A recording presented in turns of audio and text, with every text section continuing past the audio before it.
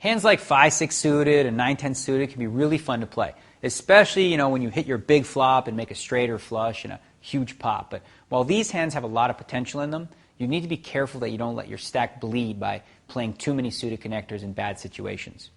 There's a key reason why it's generally best to play these hands from late position rather than early position. If you've ever read a poker book, I'm sure you've been beaten to death with the idea that position is power. Well, let me beat you over the head with it one more time by illustrating how much more difficult it is to play suited connectors out of position. In order to successfully make money with hands like 6-7 suited, you need to be able to control the pot size so that you aren't investing too much money before the flop or investing too much money after the flop when you have a drawing hand. Generally speaking, it's difficult to control the pot size when you're out of position. Plus, when in position, you don't have to give away any information about your hand until your opponents have already acted. Let's look at an example of how the same hand would play differently in position as opposed to being out of position. Let's say you called a small raise in position with 6-7 suited and the flop came Jack 9-4. It's just you and the pre-flop raiser and he checks to you. In this case, with position, you have two viable options. A, check and take the free card, or B, bet in the hopes of winning the pot on a semi-bluff. You'll often want to choose A just in case your opponent was looking to check raise you in the flop. If you do bet, your opponent may make a large check raise, forcing you to fold your drawing hand. How about if your opponent bets the flop, though? Once again, you have options. A, you can fold if the bet's too big. B, you can call and hope to catch your flush. Or C, you could raise in the flop as a semi-bluff.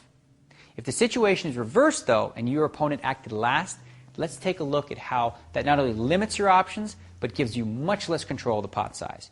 If you check on the flop, your opponent will bet if he has a strong hand. If you call on the flop, you have essentially handed over control of the hand to your opponent. That's not a bad idea, mind you, as you should always respect the fact that your opponent has position over you, and that's power. Still, though, checking and calling doesn't put you in a great situation, as it'll be difficult for you to win this pot with a bluff later in the hand. You're basically banking on making the flush and making the flush only. Now, if you check raise on the flop as a semi-bluff, that'll work when your opponent's bluffing, but it'll cost you a lot more money and could end up costing you the pot also if your opponent decided to re-raise you again.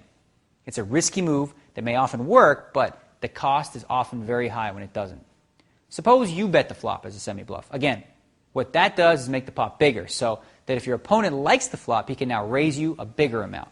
An amount so big that it forces you once again to fold your draw without even getting to see the turn card. So in position, you have the luxury of being able to take more free cards, keep the pot small, and maintain control of the hand. That's extremely valuable leverage. Out of position, there's a lot more guesswork to do, and it's often best to simply play it safe.